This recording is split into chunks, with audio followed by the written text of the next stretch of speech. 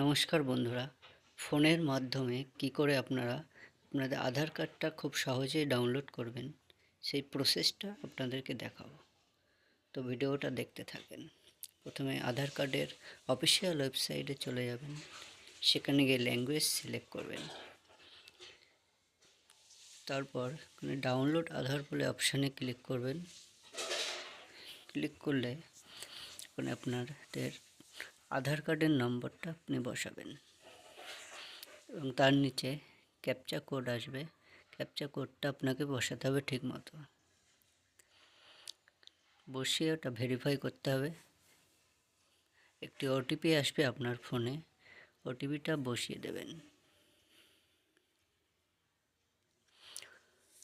ওটিপিটা বসিয়ে দেওয়ার পরে নিচে ভেরিফাই এবং ডাউনলোড বলে অপশানে ক্লিক করবেন।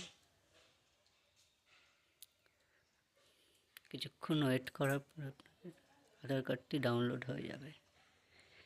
আধার কার্ডটি খোলার জন্য আপনাদের নামের প্রথম 4টি অক্ষর ক্যাপিটালে বসাবেন এবং আপনাদের ডেট অফ বার্থটা বসাবেন। বসিয়ে ওকে করলেই খুলে যাবে আপনাদের আধার কার্ড।